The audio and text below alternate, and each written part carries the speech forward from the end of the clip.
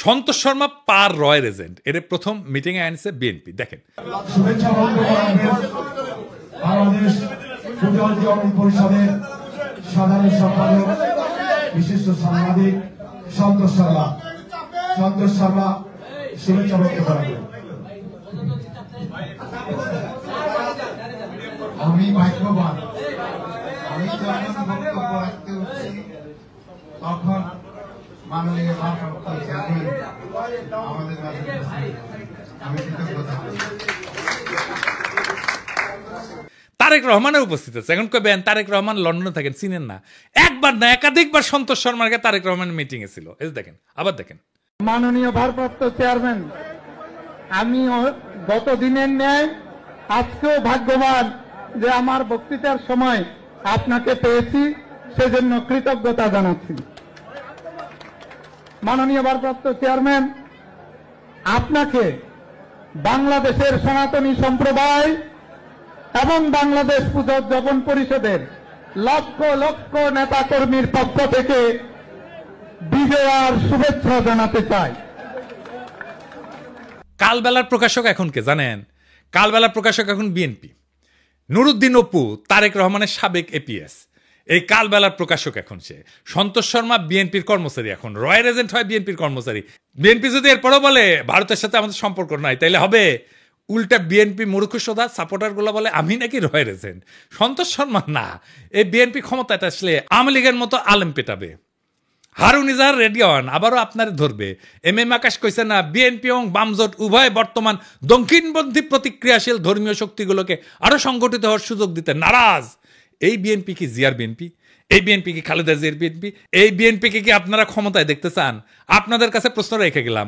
আমি যখন টের পাইছি বিএনপি ইন্ডিয়ার কলেজায় উঠিছে, তখন থেকে আমি প্রতিবাদ করে গেছি। আর বিএনপির নেতাকর্মীরা কয়ে গেছে বিএনপির পণ দেখেন আমি আঙুল দিতেছি। দেশের স্থিতিশীলতা চাই না, আমি মবস্টার, দেশকে অশান্ত রাখতে চাই, যেন ইন্ডিয়ার সুবিধা হয়। এটার বেকুবি বলবেন না শয়তানি বলবেন। এম এম আকাশ যে বিবৃতি দিল বিএনপির কাউরে প্রতিবাদ করতে দেখছেন? দেখেন নাই। মানে এটা বিএনপিরও কথা, আকাশ মিছা কথা বলে নাই। এরপরে সন্তোষ শর্মাকে স্টেজে আনলোকে জামাত। দেখেন, জামাত হিন্দুদের নিয়ে প্রোগ্রাম করবে, এটা জিজ্ঞেস করে নিবে না কয়েকজনকে যে কারে কারে ডাকা যায়? এইসব কথা যখন আমি বলি, বিএনপি জামাতের উভয় দলের কিছু কর্মী আছে বলে বিএনপির কি বুদ্ধি কম পড়িছে যে তোর কাছে বুদ্ধি নিবে? জামাত কয় তুই কি মজলিসে সুরার সদস্য যে তোর কাছে বুদ্ধি নিবে? তার মানে এরা আমজনতার কথা শুনবে না, আপনার আমার কথা শুনবে না। এরা কেমন স্বৈরাচার হবে বুঝা দেখেন। প্রফেসর যাক ক্ষমতা ছাইরা বিএনপি জামাত যে আসুক, তারাই জনগণকে আওয়ামী লীগের মতো সকাল সন্ধ্যা ঠাপাবে। মাথায় রেখেন। তাহলে হাসিনা কি খারাপ ছিল? হাসিনা যা ভালো মনে করতো তাই করতো, আর বলতো আমার অপরাধটা কি? দেশবাসীর কাছে আমি বিচার চাই, কি অপরাধটা কি করেছি। এই জন্যই বলি কিছুই বদলাবে না, যা ছিল আগের মতো তাই থাকবে। আর একটা বিএনপি শাসন পাবো, ঠিক আওয়ামী লীগের মতো শাসন হবে। এইরকম গুমখুন শুরু হবে। একইভাবে সিপিং এর মতো ঝাঁপায় পড়ে তারা এখনই আমাদের প্রোফাইলে। ক্ষমতা আসতে কি করবে সেটা দেখেন। জনগণ দেশ ওদের মাথায় নাই, ওদের মাথায় আছে ক্ষমতা। কেমনে ক্ষমতায় যাবে? আওয়ামী লীগের মতো। আওয়ামী লীগ একই সাথে প্রগতিশীল হবে, একই সাথে এমন কর্মী রাখবে যারা আমাকে রয়ের এজেন্ট বলবে অথবা মালাউন বলবে, কারণ আমি তাদের রাজনৈতিক বিরোধিতা করি। আমি কয়ে দিলাম বিএনপি ক্ষমতা আসলে না, তারা আওয়ামী লীগের সাথে ডাবল দুঃশাসন দেবে। লিখে রাখেন, মিলাই নেন। প্রফেসর ইউনূস যেটি পাবেন ধৈর্য করবেন, স্যার আমাদের এই আজ দহার কাছে ফেলায় যায় না। আপনি যতদিন আছেন ততদিন আমরা মানুষের মর্যাদা পাবো, সারা জীবনের সঞ্চয় হয়ে থাকবে সেটা। যতদিন পারেন থাকেন স্যার। আর কেউ যদি দ্রুত নির্বাচনের দাবি নিয়ে আসে না, আগে বিএনপির কর্মীদের কই যাবেন না আপনারা আন্দোলনে, পারলে জনতারের সাথে নিয়ে দিবেন দাবরানি। আমি কলে এটা একটা ফর্মুলা দিছিলাম ট্রানজিশনাল সরকার, সেটা শুনবে না তারা। বিএনপির নেতাদের দেখাইলে কইবেন পিনাকি দাদা যে ফর্মুলা দিছিল, প্রধান উপদেষ্টা প্রফেসর ইউনূস, উপপ্রধান উপদেষ্টা তারেক রহমান, আর রাজনৈতিক দল নিয়ে উপদেষ্টা পরিষদ পুনর্গঠন, এটা কেন মানতেছেন না? আমার খালি ডর প্রফেসর ইউনূস বিরক্ত হয়ে চলে যায় কিনা ক্ষমতা স্যার। এটা শুনেন কি করছে প্রফেসর ইউনূসের ক্ষমতা সম্পর্কে। এই 8-9 মাসে মানুষের ভালো খায়, মানুষের ভালো চলে, মানুষের পকেটে টাকা ওঠায়, কোনো চুরি হয় না, ডাকাতি হয় না। আঙ্গ হারে দরকার, আঙ্গ খালা দেওয়া দরকার নাই, টাকা কিনাও দরকার নাই। হ্যাঁ, যত গালানে থাকবো তত মানুষের ভালো থাকবো। শুনিছেন তো? এখন ডিসেম্বরে নির্বাচন হবে, বিএনপি এমপি নমিনেশন বেচবে, মেলা বাণিজ্য হবে, তারপর টাকা টুকা ছড়া ইলেকশন করবে, সরকার গঠন করবে, বিরোধী দল হবে আওয়ামী লীগ, আর ছাগলের 3 নম্বর বাচ্চা হবে জামাত। তারপরে হারুন ইজাহারদেরকে আবার ধরা হবে, সন্তোষ শর্মা ইন্টারোগেশনে হাজির থাকবে। স্যার জাফর ইকবাল একটা স্কেল বাইর করেছিল, মুক্তিযুদ্ধ স্কেল। এই দিয়া উনি রাজনীতির সত্য মিথ্যা বিচার করতেন আর কি। ইদানিং নতুন একটা স্কেল বাইরেছে, এই স্কেল দিয়া আমরা বাংলাদেশে কারা কারা ইন্ডিয়ান লেসপেন্সারি করতেছে সেটা বাইর করে ফেলতে পারবো। সেই স্কেলটা কি? সবাই ভাবিচ্ছে আচ্ছা কয় না কেন দাদা, এত সহজ একটা স্কেল পামো, মেড ইজি হয়ে যাবে সবকিছু, ভালোই তো, কমু খারান। আপনি কয়েকদিন থেকে শুনতেছেন না, যখনই আমি কই বিএনপি ইন্ডিয়ার কোলে গিয়ে উঠছে, তখন বিএনপি ওয়ালারা এসে কয় জিন্দেগি বিএনপি ইন্ডিয়ার কোলে উঠতেই পারে না। ইন্ডিয়া কারে কয়? আমরা তো চিনিই না। এইসব অপপ্রচার করিস তুই শালার রয়্যাল এজেন্ট। তারপরে বিএনপির লোকটা মূর্খ হইলে কবে মালওয়ানের বাচ্চা, আর ডাবল ড্রপ আউট কচু খেতে হইলে কবে কাফের। কিন্তু আজকে এমন কিছু প্রমাণ দিব একেবারে চালচালাইয়া বুঝে যাবেন বিএনপি কার কোলে উঠিছে। শুধু তাই না, বিএনপি একেবারে খাপে খাপ মমতাজের বাপের মতো ক্ষমতায় যাওয়া আর ক্ষমতায় থাকার জন্য আওয়ামী লীগের টেমপ্লেট ইউজ করেছে। আমি গত এপিসোডে কইছিলাম ইন্ডিয়া বিএনপি বুঝাচ্ছে ইসলামপন্থীরা বাংলাদেশে শক্তিশালী হচ্ছে, দেশের মানুষ ব্যাপকভাবে ইসলামের দিকে ঝুঁকিচ্ছে, তোমরা একা সামলাইতে পারবে না, এটা খাইছে বিএনপি। এখন বিএনপি ওয়ালারা কবে ইন্ডিয়া যে বিএনপি করছে আপনি জানলেন কেমনে? আপনি কি উঠে হাজিরা ছিলেন? না ছিলাম না, কিন্তু বুঝেছি, করে বুঝেছি, এটাই শিখে দিই আপনাকে চাইনিজ বুদ্ধি। আপনি যদি কারো ফেটে দেন না, তাহলে দেখবেন ও বাইরে হয়ে চেগায় হাঁটিচ্ছে। তার মানে আপনি যদি কারো চেগায় হাঁটতে দেখেন তাহলে বুঝবেন ওই গড়া গেছে, বুঝছাও?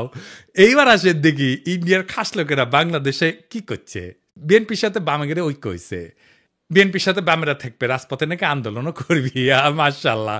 কিন্তু এমএম আকাশ সবচেয়ে গুরুত্বপূর্ণ কথাটা কয়ে ফেলছে ফসাদ কইরা। সে কইছে যে বিএনপি এবং বামজোট প্রতিক্রিয়াশীল শক্তিকে সুযোগ দিতে নারাজ। তো এই প্রতিক্রিয়াশীল শক্তিকে বাংলাদেশের সাধারণ মুসলমান দেখেন কি করছে। মনে হচ্ছে বিএনপি ও বামজোট উভয় বর্তমান দক্ষিণপন্থী প্রতিক্রিয়াশীল ধর্মীয় শক্তিগুলোকে আরো সংগঠিত হওয়ার সুযোগ দিতে নারাজ। এবার বুঝেছেন তো, সব ইন্ডিয়ান লেসপেন্সার এক হইছে।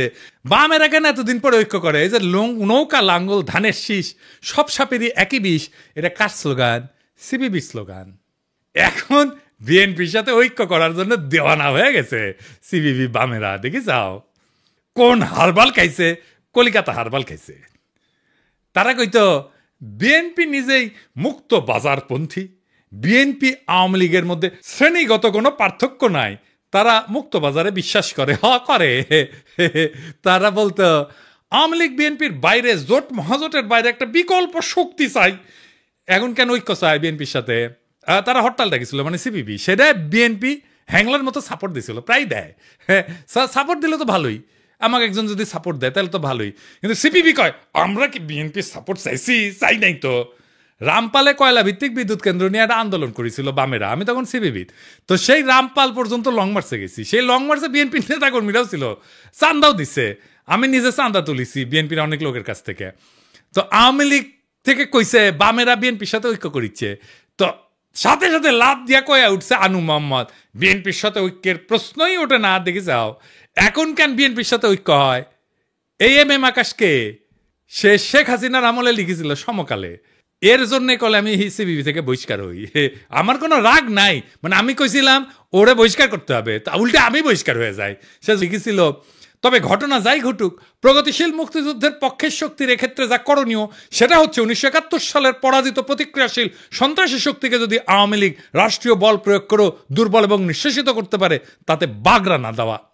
বুঝেছাও এই প্রতিক্রিয়াশীল শক্তি কে, ধর্মীয় শক্তি কে, এটা বুঝেছাও? ওই তো কইছে, তাই না? এই সেই ইসলাম বিদ্বেষী আকাশ যে বাংলাদেশে মাদ্রাসা ছাত্র আর ইসলামপন্থীদের রাষ্ট্রীয় শক্তি মানে ডিবি, র্যাব, ডিজিএফআই এগুলো দিয়ে নির্মূল করতে চেয়েছিল, এদের জন্য আয়না ঘর হয়েছে।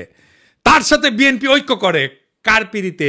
যে ইন্ডিয়া বলে আওয়ামী লীগে যদি না থাকে বাংলাদেশে আমাদের কোনো বন্ধুই নাই। সে ইন্ডিয়ার বন্ধু হইলো কেমনে?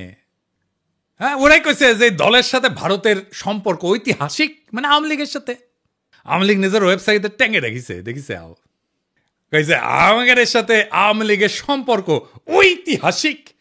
এবার দেখেন আওয়ামী লীগ কি কয়, শুনেন। Well, you know, India is a great friend of Bangladesh. 1971, they supported us, and also 75, they gave shelter.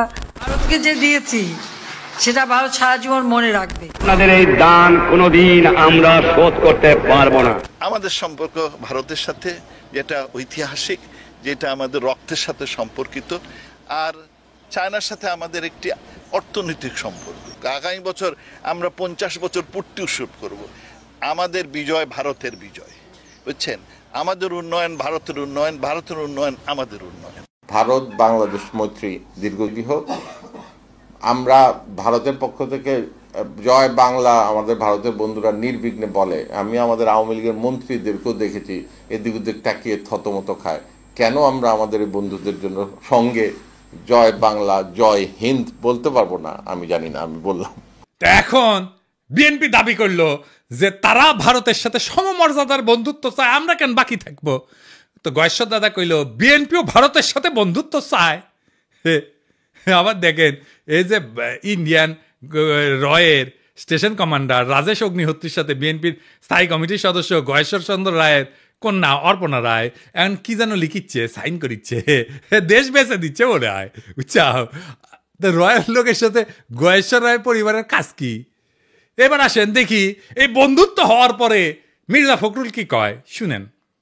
Bharat আমাদের প্রতিবেশী, সবচেয়ে বড় প্রতিবেশী, আমাদের বন্ধু। আমাদের যুদ্ধের সময় 1971 যুদ্ধের সময় আমাদের সহযোগিতা করেছিল।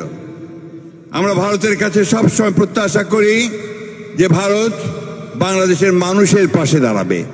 দেখেছেন দোস্তালি হয়ে গেছে কলে। যে বিএনপি গত ডিসেম্বরে কইছিল বাংলাদেশ নয় ভারতের বন্ধুত্ব হাসিনার সঙ্গে, তো এখন কি এলো? তো এখন জামাত দেখলো যে ট্রেন তো মিস হয়ে গেল যাইতেছে, তো সেও কল সখী ধরো ধরো ধরো ধরো আমি কি তোমার পর? তা কইল বন্ধুত্ব চাই, সহযোগিতা চাই। ভারতের প্রতি জামাতের বার্তা। ইন্ডিয়া কিছু হইলেই জামাতিরে পুন্দায়, তাও হ্যাংলার মতো। ইন্ডিয়ার প্রেম ছাড়া ওদের চলে না।